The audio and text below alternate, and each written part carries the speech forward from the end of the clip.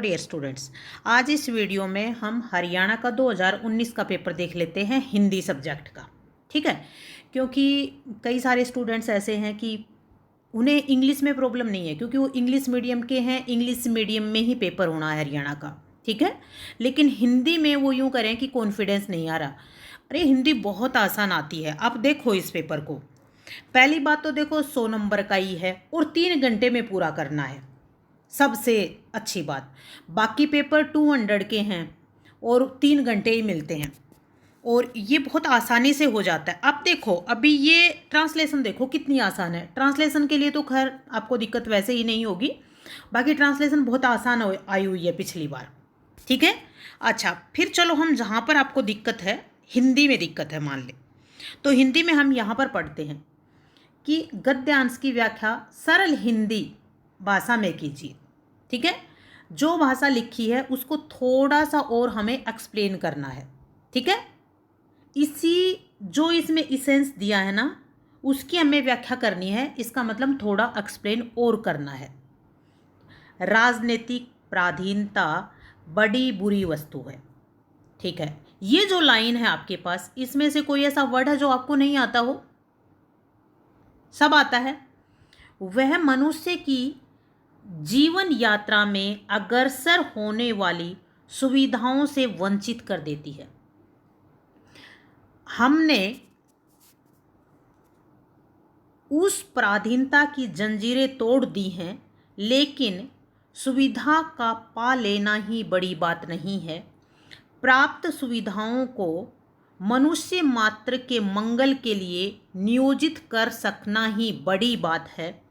हमारी राजनीति, हमारी अर्थनीति, हमारी नवनिर्माण की योजनाएं सभी सर्व मंगलमयी विधायिनी बन सकेंगी जब हमारा हृदय उदार और संवेदनशील होगा, बुद्धि सूक्ष्म और सार ग्रहिणी होगी, और संकल्प, ये संकल्प है, संकल्प महान और शुभ होगा। यह काम केवल उपयोगी और व्यवहारिक साहित्य के निर्माण से संभव है। ठीक है, हमने इतना सा देखा। इतना सा देखने के हमें लिखना क्या है? ठीक है, कुछ नहीं लिखना कि आपको भी इतना पता है। मान ले इसमें मैं देखूं कुछ बच्चों को पराधीनता का अर्थ नहीं पता होगा, ठीक है। अच्छा चलो, आपको यहाँ पर नहीं पता है, हमें हर वर्ड का एक्सप्लेन नहीं करना है, हमें एक सेंस देखना है। आपको ये पढ़कर पता चल गया होगा ना कि कहीं ना कहीं ये बात करता है स्वतंत्रता की, ठीक है, और स्वतंत्रता की इम्पोर्टेंस की, और उसको किस तरह यूज किया जाना चाहिए, कब अच्छा होगा। इतना तो समझ में आ ही जाता है इसको पढ़ के। फिर वह मनुष्य के जीवन की यात्रा में अग्रसर, थोड़ा सा दिमाग लगाओगे आपको पता चल जाएगा अग्रसर क्या होता है। होने वाली सुविधाओं से वंचित कर देती है।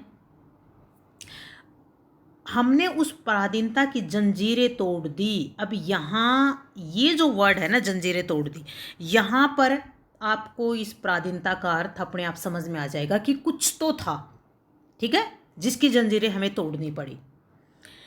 अगर किसी को नहीं आता हो, बाकी आता होगा, हम हिंदी स्टेट में रहते हैं, हिंदी बोलते हैं, इतना समझ में आता है सबको। लेकिन सुविधा पा लेना ही बड़ी बात नहीं है। प्राप्त सुविधाओं का मनुष्य मात्र के मंगल, आपको भी पता है मंगल क्या होता है, अच्छा होता है, शुभ होता है, नियोजित कर सकना ही बड़ी बात है। तो ये यहाँ तक मेरे को नहीं समझ में आ रहा कि कोई ऐसा है क्या जो आपको नहीं समझ में आता होगा। बुद्धि सूक्ष्म छोटा होता है, सार, सार वर्ड से पता चलता होगा कि सबस्टेंस की बात कर रहा है कुछ, उसमें अच्छा होगा। संकल्प, ये वर्ड यहाँ पर प्रिंटिंग में गलत है, बाकी सही है। तो यहाँ पे इसको कुछ नहीं करना, इसी को घुमा फिरा के लिखना है हमें, ठीक है। तो इसीलिए घबराने की ज़रूरत नहीं है, बहुत आसान आता है। इसी को थोड़ा, अब यहाँ पर 3 3 6 7 8 लाइन है, ठीक है, इसको हम 10 बना के लिख देंगे, और 10 तो आराम से लिख सकते हैं। अच्छा चलो, यहाँ से अब आगे चलते हैं हम।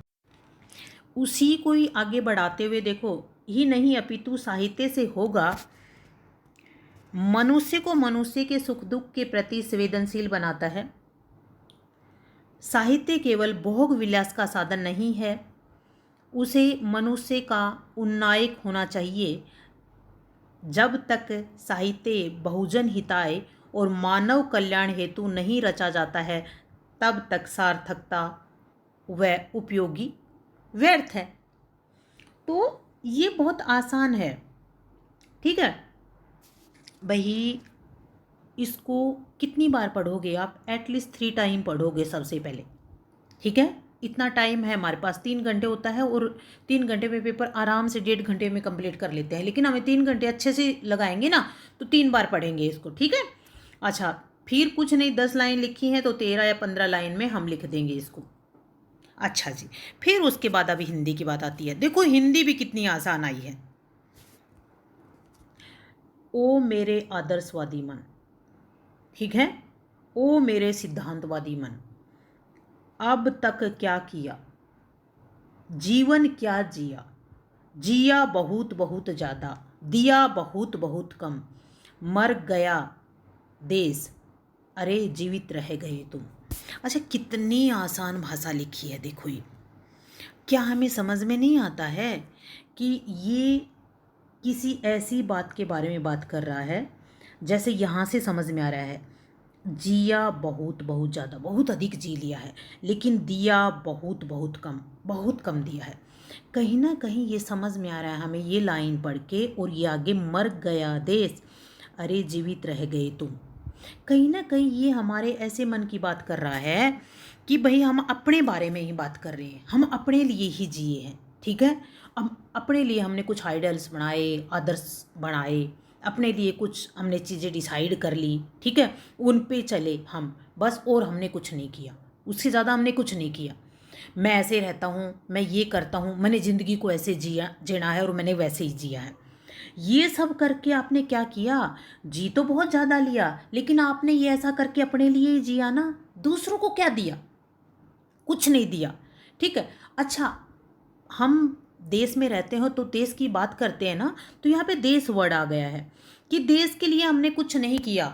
मर गया देश, यानी देश के लिए हमने कुछ नहीं किया, हमने याद ही नहीं रखा अपने स्वार्थ में कि हमारा देश था, हमारे देश के लिए हमने कुछ किया है, ठीक है। तुम तो रह गए हो, लेकिन जब देश नहीं बचा तो तुम कहाँ बचे, ठीक है। हमें नहीं पता क्या एक्सप्लेनेशन ठीक लिखा है कहीं पे, लेकिन इनको देख के आपके सामने जब आता है तो इनको देख के क्या आप नहीं एक्सप्लेन कर दोगे?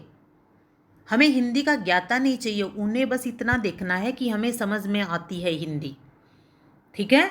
अच्छा, उसके बाद सांप, सांप तुम कब सभ्य हो गए, ये सांप तुम सभ्य तो हुए नहीं, सॉरी, नगर में बसना भी तुम्हें नहीं आया।